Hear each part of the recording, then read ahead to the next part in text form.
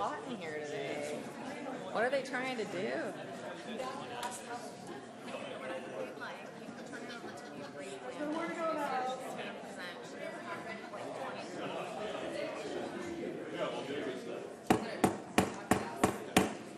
Okay, we will now go to our next committee, which is Community and Economic Development, and the chair is Michael Lillquist. Thank you very much, Gene. We have one item before us today. It's a pretty meaty one. First, joining me on the committee are Council members Roxanne Murphy and Pinky Vargas. The one item before us today, pardon me, is a discussion of urban center redevelopment incentives. As part of the Opportunity Zones project, the City Council has directed staff to compile a list of current and potential redevelopment incentives for targeted geographic areas or for forms of development like affordable housing, and for development recommendations for expanding, improving, or implementing these incentives. These recommendations have been drafted for review, and this meeting will focus on incentive recommendations for urban villages only. Actually, there's a list of, 20 or descriptions of 20 or 30 possible incentives, and they were targeted at different sectors, some geographic, some by type. And I guess, I'll introduce you, Tara Sundin. You are the head of the Division of Community Economic Development for the city's planning department. Which of those and how do you want to focus on those today? Great. Darby Cowles is going to present today. She's going to provide an overview of all of staff's recommendations that are focused on the urban villages. So that's what we'll zero in on today.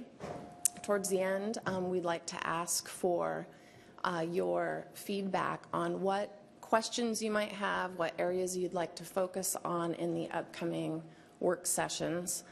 The next time Darby and I will be back on this topic will be May 4th, and we can schedule time for discussion on the urban village incentives. Once we finish with that body of work, we would like to move to the ones that are focused on affordable housing and those more citywide economic development actions.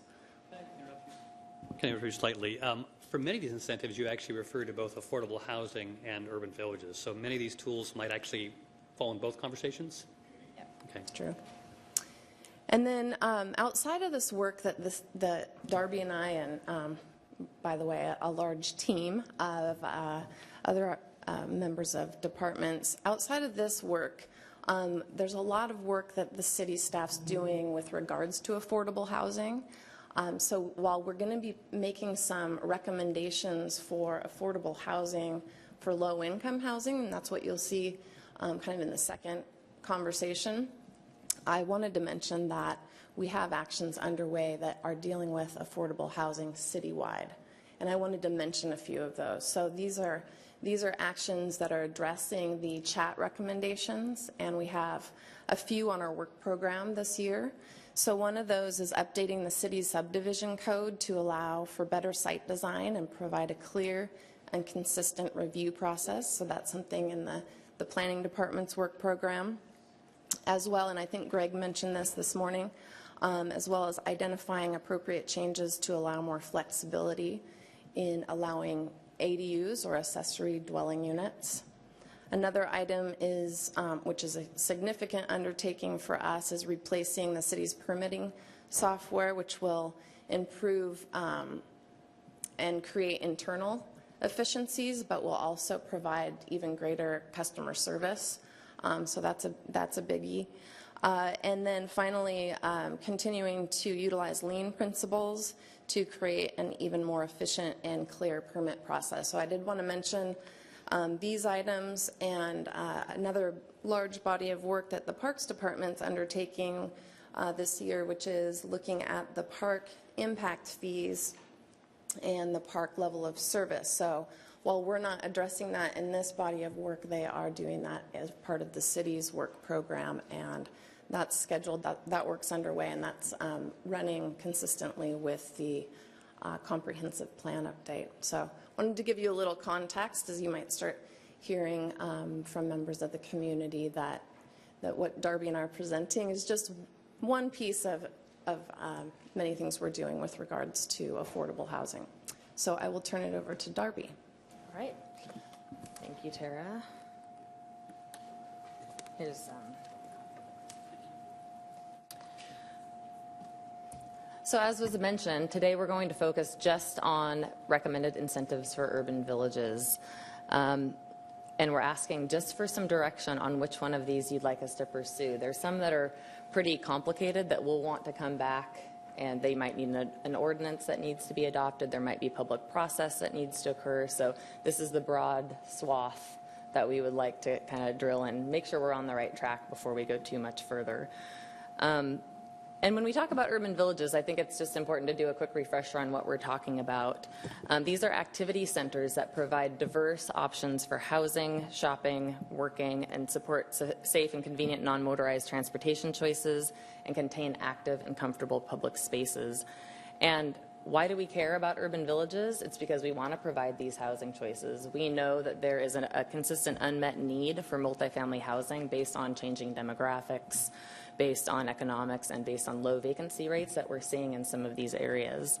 We also want to strengthen the market for area businesses and provide goods and services and jobs, and expand the city's tax base while promoting responsible land use. And also, urban village development is fulfilling our comprehensive plan infill strategy. So it's a big priority. There have been 6 urban village sub-area plans adopted to date. We also include Barkley, which, although it doesn't have an adopted sub-area plan, it contains the zoning and the land use enablement to achieve that form of development. The plans each contain goals and policies for how the areas should develop, but what we're focusing on with incentives is how we can entice the private development community to implement. So during the recent comp plan survey, we also heard that 75% of respondents indicated they agreed that the city should encourage more infill. And of those, 78% agreed that the city should provide incentives to support implementation of these plans. So that was helpful information. This is another way of looking at the data from the previous slide. It shows in the past almost decade, for housing units, downtown has accepted most of these, about 63% of the units, which is about 660 units since 2006. The downtown plan did anticipate another 1,300 units in the next planning period, so we expect this trend to continue. And again, another extrapolation of that first data slide is the commercial square footage. We've seen Barkley and Fairhaven really taking off with the commercial side of things, a little bit less in some of the others, which we'll get into more detail about. But really what it illustrates is that the market conditions are really varying among these different urban village areas. And they're at different stages of evolution. They have different challenges. They have different opportunities. And we know it not only from the growth data, but from what you see on the ground when you're experiencing these areas, and then also from what we know from sales comps, property values, assessments, things like that. So as part of this project, we really looked at each one and started to identify some key objectives for each urban village and how we could use the incentives to really target those objectives. We think it's important to not just spread it and dilute the power of them, but to really be smart, because we have limited tools and we have limited financial resources, be really strategic about how we apply them. So just to introduce that concept, I kind of want to click through all 7 of them and go through what the key objectives are that we use to formulate where the recommendations fell out. So first, for downtown, this is the primary commercial center for Whatcom County, as you all know. There is over 3.2 million square feet of existing commercial square footage in our downtown. It's a very large downtown for our population. And the size of the district partially explains why there's been limited new commercial development. We want to focus on filling those vacancies, and after that is when we might start to see some really robust new construction. But this does present an excellent opportunity for adaptive reuse and filling up some of our historic buildings. We also know that the residential development is exploding here. Downtown is becoming more popular than ever to live. Our last assessment indicated less than 1% vacancy. And we have anecdotal stories of new development that's just, the uptake is happening so fast on all levels of income. So we recently adopted the new downtown plan. We think downtown's doing well, but it's still very fragile. And we are recommending throwing every tool that we have to make sure that downtown keeps going on the trajectory that it's really starting to go. Old Town is another district within the city center. It is the site of social services and Northwest Recycling, and it has a very rich history of industry, which has also left a legacy of some fill. And although cleanup has occurred, those historic fill sites do create some increased cost of development in those areas. Old Town is really, really important for another reason. It connects downtown and the waterfront. And not only that, it also is a key connector between those existing, really thriving neighborhoods in downtown and the waterfront. So it's really a key urban village. And another benefit of Old Town is that it contains the infrastructure that we need for this form. There's parks, there's streets, there's sidewalks, there's utilities. So like downtown, we're recommending throwing what we have to work with into Old Town and making sure that when land is available for development, that we are encouraging it in every way that we can.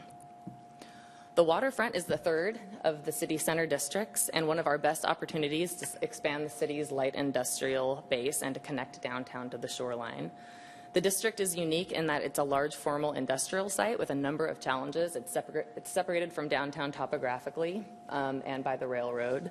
It also, being a former industrial site, obviously has site contamination issues and fill issues and a lack of infrastructure.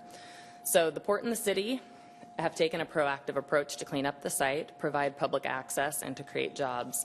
And you are all well aware that the #1 incentive that we're providing for this district is infrastructure. And that's complemented by the state's LIFT program. And the LIFT program directs incremental increases in sales and property tax revenues to pay off those infrastructure investment costs. So Waterfront has some real special, particular incentives that are just for it. Barkley is experiencing really robust commercial growth. As that last slide, in a previous slide indicated, over 219,000 square feet has been built in less than a decade in Barkley. And we're starting to see residential options there, the Drake Building and the Cornerstone Building. They're really beautiful, and people are finding that a great neighborhood to live in. And it's really taking shape as one of the primary urban villages in that core behind Fairhaven and downtown. So although the vision isn't driven by an adopted master plan, it's driven by the goals and desires of a committed property owner. And the Barkley Company has done a great job of incorporating some of those elements needed to achieve the urban village form. They have some key anchor tenants, providing housing opportunities and some large employers, and there's transit there as well. Because of the single ownership, incentives may not increase the pace of development like it would in other urban villages, but we want to make sure that we're supporting the good things that are happening in Barkley and keep them going. Fairhaven is very evolved and very similar to downtown in some ways and very functioning, but it doesn't have some of the challenges that downtown has. For instance, Fairhaven's a much smaller district. There's not very much available acreage for new development in the core. There's little to no vacancies here, and it has some of the highest land values in the city. So like Barkley, Fairhaven has seen robust commercial and residential growth over the past 10 years, over 143,000 square feet of new commercial development. It's an extremely desirable location and a healthy residential market, and it's doing well, and we want to keep it that way. The last two urban villages, Samish Way. The community really recognized the potential for this district when they pushed for the creation and adoption of the urban village plan. But the auto orientation is a real challenge for this district. You know, the Samish Way is the old Highway 99, and like many similar areas along I-5, the motels and the commercial activities that were oriented to that highway really struggled with the building of I-5 parallel. So this has resulted in a lack of investment and crime. And the plan does recognize that the proximity to I-5 will continue some auto orientation here. However, we do see some opportunities for growth and evolution to a pedestrian environment, especially in the areas abutting the established neighborhood. There are some healthy commercial anchors here. There's not a lot of vacant land. In fact, maybe one parcel, but it is underdeveloped. So when we took a look at Samish Way, we really realized that it would take everything that we have available incentive-wise and probably more than we have available to really make a big difference in Samish Way, considering some of the broader issues. So our recommendation at this time is to continue to address those, continue to invest in the neighborhood, and to continue to assess its evolution and not apply everything we have there at this time. And Fountain is somewhat similar to Samish in that it serves the surrounding close-knit residential fabric. It's much smaller scale, and the auto orientation isn't quite as impacting. It is Meridian Street that runs up the center of that district.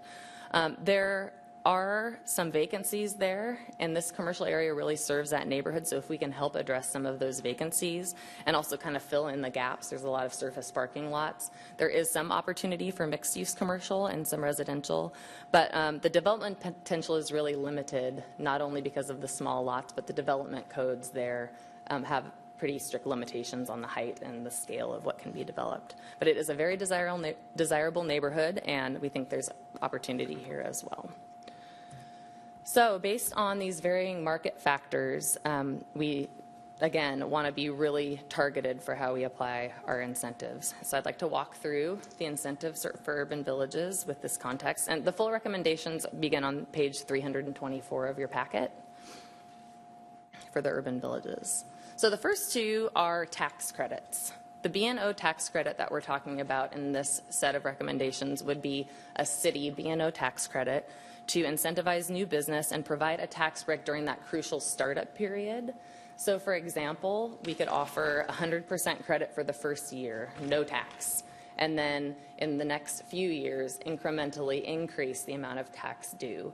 The starting point for discussion in your packet is a 3-year graduated tax term. Our recommendation is to start by applying this tool in the city center districts, downtown, waterfront, Old Town again, and in Fountain, where we talked about the struggle for vacancies and the need for a big push for new business there. If the recommendation moves forward, staff will need to define the parameters of which new businesses are eligible, because it's really important that we don't pull business from other areas of the city. So that's a discussion that we'd want to have with you of what that would look like. Yeah, curious what that, I guess I get part of it, but the omission of Samish Way on that for new businesses, because that needs, you know. Yeah, and again, this is a starting point, so that's something that we'll probably want to discuss with you. I think where we landed with that one, after kind of going back and forth and can make an argument either way, is that without addressing some of those bigger issues, there was some fear that the startup incentive might perpetuate the auto-oriented development pattern there and not make the big difference to actually get urban village style development happening.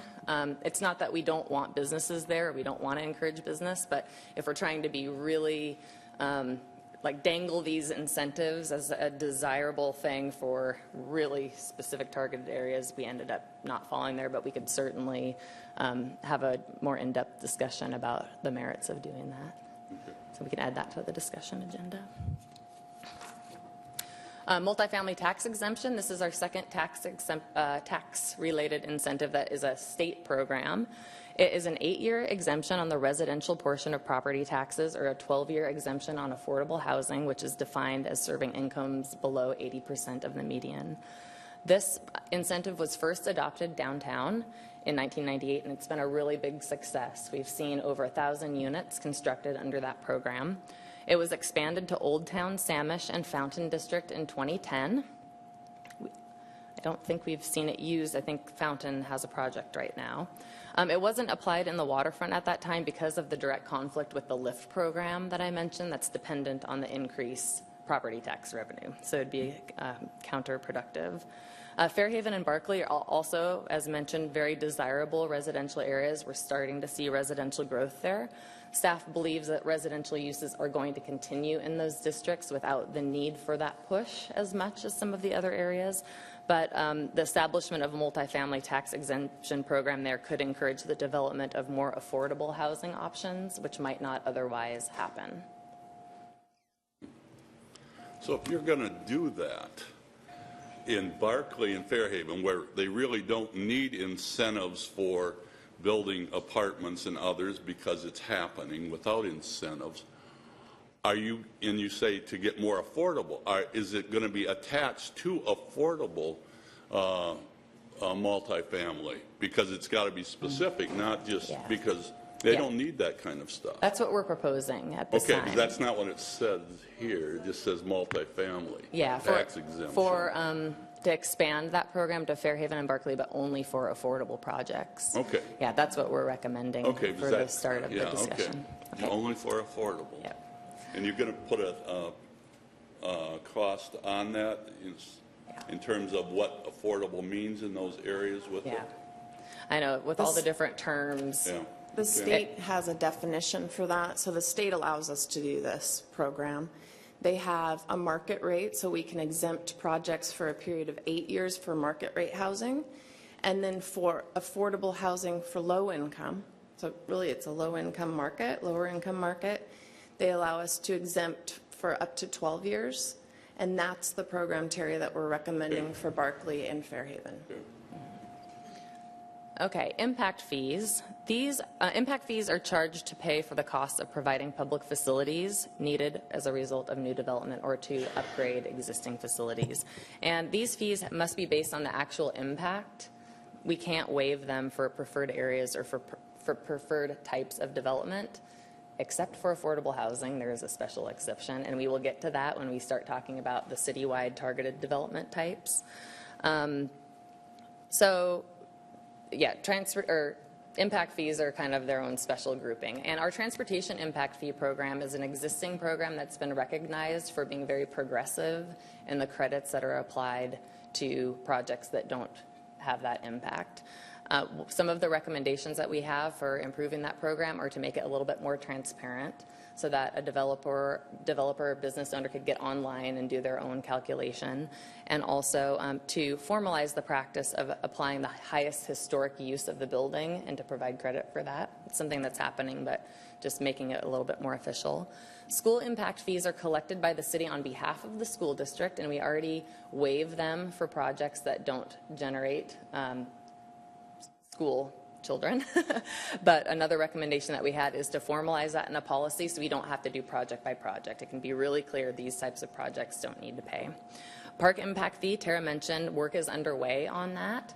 It is being assessed as part of the comprehensive plan update. And as part of that body of work, they're looking at the level of service issue, and they're also looking at exploring an urban village reduction.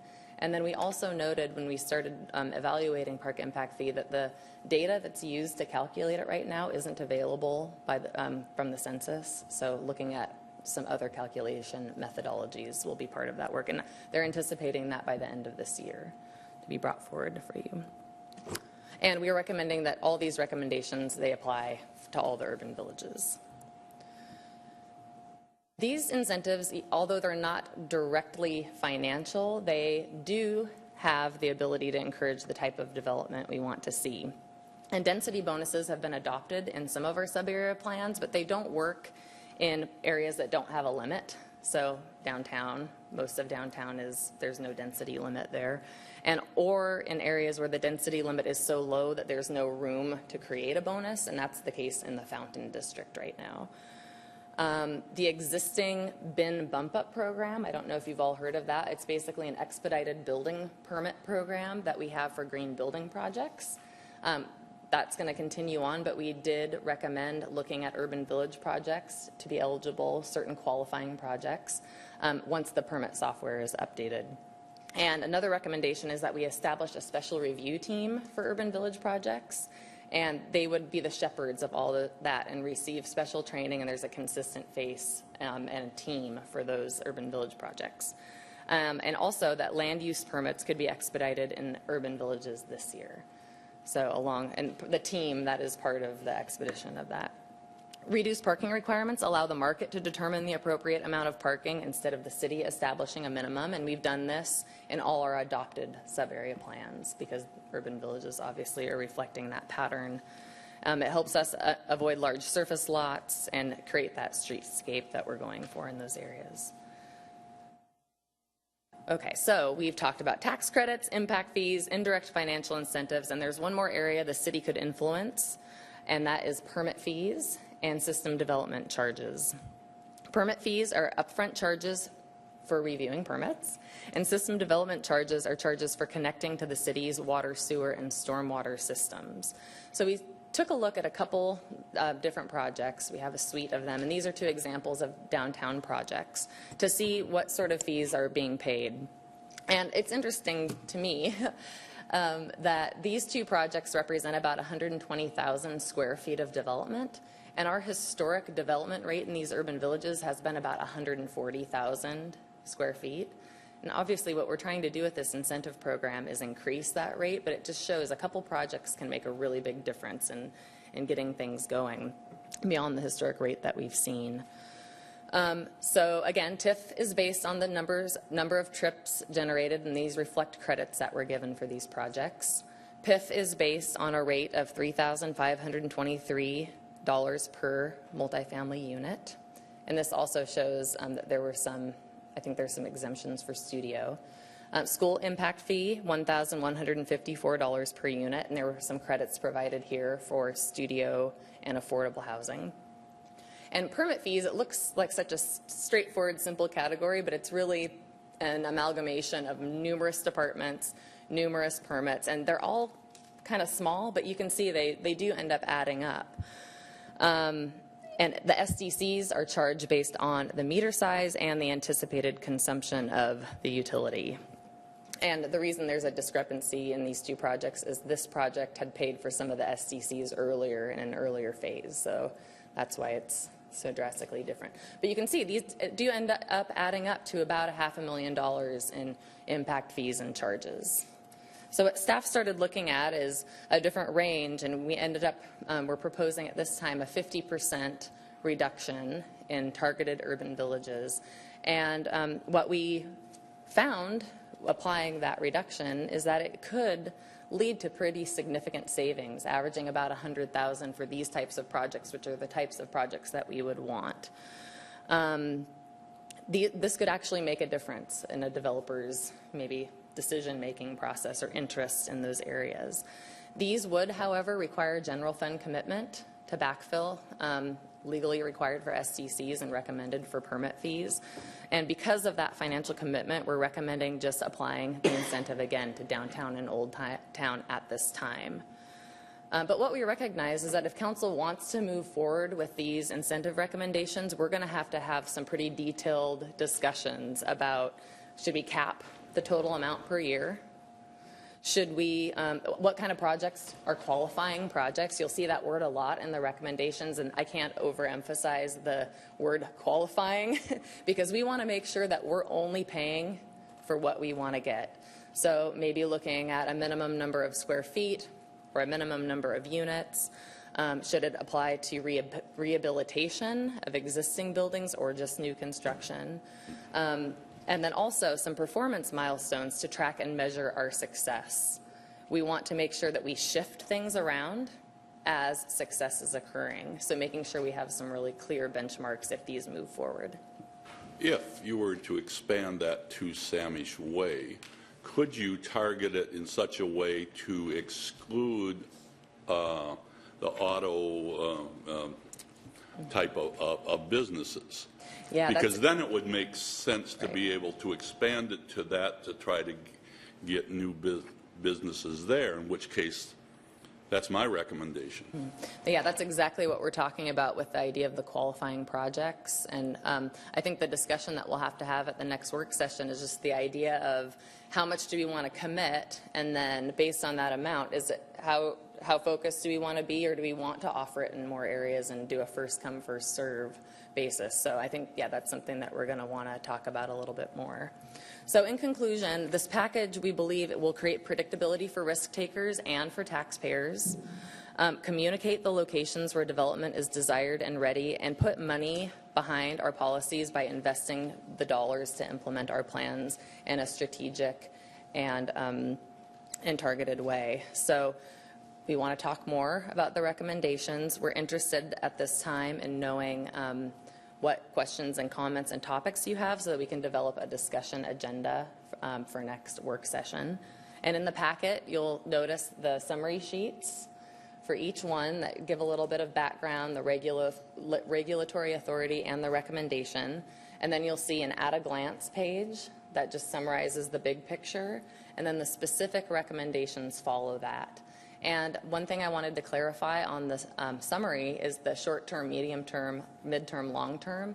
Short-term are things that we feel like we could, if we get through this body of work relatively quickly, we could conceivably make them happen this year. They're the quick and easy things that we can do to entice development. Midterm would be 2016, and then 2017, or long-term is 2017, or as opportunities present themselves. So, yeah, at this time, we just really like to know what questions you have. Some of them we might want to bring the answers back next time, and then also which topics you would like to talk about in more detail. Darby, thank you so much. So before we begin the discussion, are you imagining that a lot of the feedback might be in written form from the council to then discuss at the next meeting, or would you like a lot of it now out loud, or both? I think as much as we could get now would be appreciated, but of course we'd always entertain written comments as well. Maybe another 15 minutes or another 10 minutes, because we are about an hour and a half behind already, so Okay. whatever you want to do. Let's start with the committee members. Any comments, questions, or Roxanne? I was just wondering if our city has looked at facade improvement programs, because it seems like, you know, one of the pictures that you showed would be such an excellent recipient of grants or any of that kind of thing. So I wonder if you'd explored that. You want to answer that? The city, we used to have a facade improvement program, actually. In Washington State, we are limited with the use of our funds, right? So we can't lend our funds to the private sector, but we had one using community development block grant funds. Our community development block grant funds right now are pretty stretched, I think, for focusing on low-income housing and human services. But the Downtown Bellingham Partnership, they've got a couple of ideas in the works on kind of promoting and encouraging their members to improve the facades. Great, thank you. Outreach. Pinky, and can we get the lights back on? And then after Pinky, Terry. One of my top comments is I would like to see this both for retrofits and new construction, because I think we have a lot of existing buildings that we could retrofit, so that is, but there's a lot of great work in here, really great suggestions, nicely done. Thank you. Terry, then Jack. And mine's just kind of a general question, because I agree of what needs to, those things that need to be done downtown. But when did downtown become an urban village? It was never in any of our stuff before. It was the downtown, our main area. Now all of a sudden, it's popping up and being called an urban village. And I have no idea where that came from, because that was never, even though that, because I think it diminishes what the downtown is by calling it an urban village. And I agree we need to do those things, but how did that happen? Tara might know more about how it happened. I have no idea. All of a sudden, it started being used recently as an urban village, and it was never called that or never considered that. We, in our comprehensive plan, in the last update in 2005 or 6, whenever that time period was, when we introduced the urban village concept to handling a lot of our growth, downtown was identified as the prime core urban village. So it's in that tier, but it certainly is number one. So I apologize, but we use that terminology for all the different scales. Yeah. So like Fountain is definitely, we consider it an urban village, but it's definitely on a neighborhood scale, serving the neighborhood versus downtown or Fairhaven serving broader scale. Okay, I'm just curious, because that we never used to ever refer to it as that. And Yeah, Terry, I agree with you. Downtown is separate. It's just a matter of definition. So Jack, and then Dan. So I wanted to thank both of you for presenting this, and I also know that and recognize that there's a lot of people that were involved in, probably dozens of people that were involved in producing what you've done so far. But Darby, particularly you've done a great job in making this pretty clear for us to understand. You've presented a number of short and medium-term possibilities here. And at the beginning of the presentation, Tara, you asked us what did we want to actually provide direction to you for. My question back to you is, with the short-term and the medium-term recommendations that you have in here, can you pull all of that off with all of the ones that you've presented, or are we going to actually have to shop off a menu here and pull some of them off? Well, we spent a lot of time with department heads on the team talking about what would be doable for this year. But again, I think it kind of depends how long it takes for us to get direction as the weeks click away. But I'm thinking what we might want to do for the next work session is just go through this matrix in more detail and kind of look at it and get a better sense just overall what your feelings are on what we've presented. And then depending on that timing, we can come back and kind of do a truth check on it. But we were careful to put things in the short term that we thought could be accomplished. Yeah, and it looks like there's a lot of things that all you have to do is it's an internal policy decision, and it automatically happens. Yeah. A lot of things are improvements to existing incentives that will make them easier to understand or to execute better. The ones that are more complicated or a new program, they would be brought back as part of the department's work program, and if there's an ordinance that needs to be adopted, it would go through that public process, or details about how it would be administered. Some of them will require more detailed process. Dan? It looks like various parts of the city are pretty well represented in this urban village plan. One area that's not represented is the northern end, so Cordata. I'm just wondering if that is because of what you refer to, limited tools and resources, if there's a reason for that. Yeah, the reason you won't see any recommendations in that area is that we don't have an adopted urban village plan there. There are quite a few of the incentives that you'll note that says as new urban villages are adopted or as this area changes, we should consider them. Things like the reduced parking requirements, the density bonuses, the expedited permitting. So again, this isn't going to be the line in the sand forever. We anticipate this is going to be a regular ongoing discussion with council, and that we'll want to be setting up some really clear performance metrics and coming back to you on a regular basis of, okay, here's how these areas are doing, here's new areas that need to be looked at, and looking at how we use these tools and shift them as needed. So I think that's really important to recognize. Thank you. Yes, thank you. Plan Director Rick Sepler? Yes, if I might, just one clarification. I think an excellent presentation and a good body of work for you to consider. One thing to note is that incentives are not subsidies. Incentives are a way of speeding up the clock. So essentially, while we anticipate our urban villages will be successful in a 20-year term, if we can shorten it in some key areas, we can accelerate the pattern of achieving some of those benefits for the villages. And that's why we weigh the time very clearly and carefully. The ones we can implement sooner means, again, the sooner we'd have a chance to facilitate that development. Thank you. Actually, I'll give myself a turn now.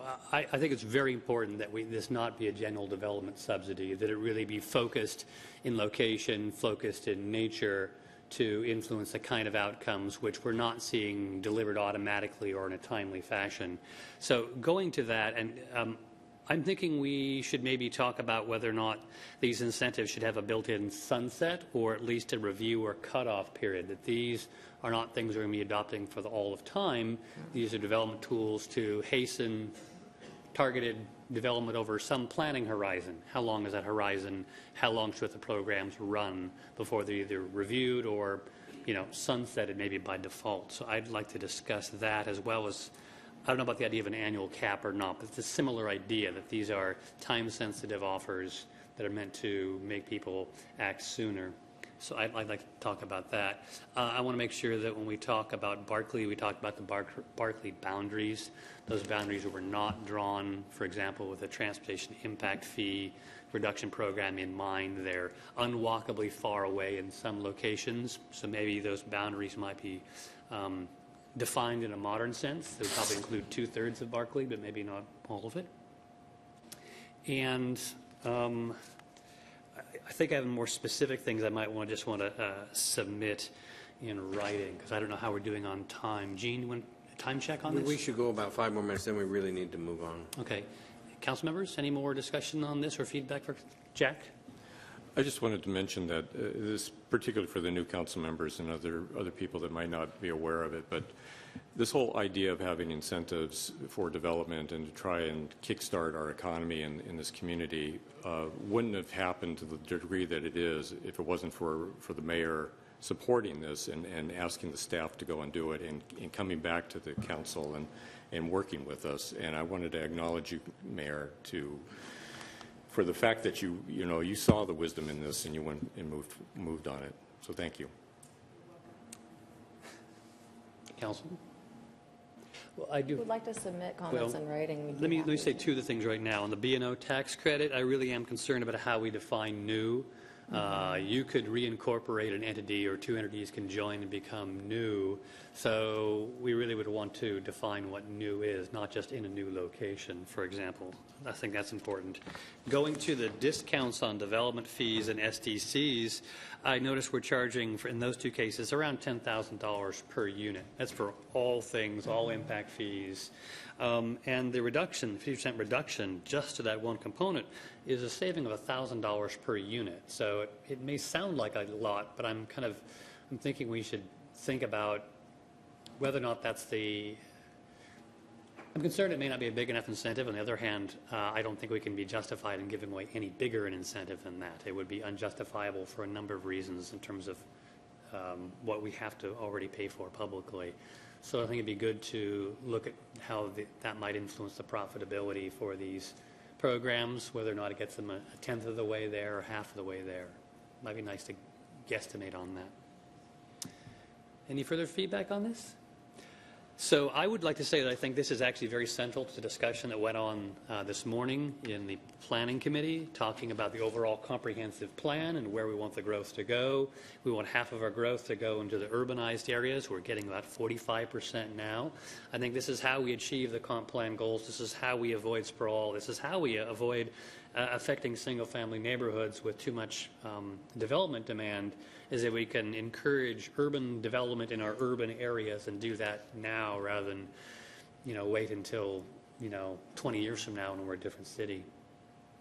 Thank you very much. If there's any more comments to the staff before the next work session, please provide those in writing to Darby.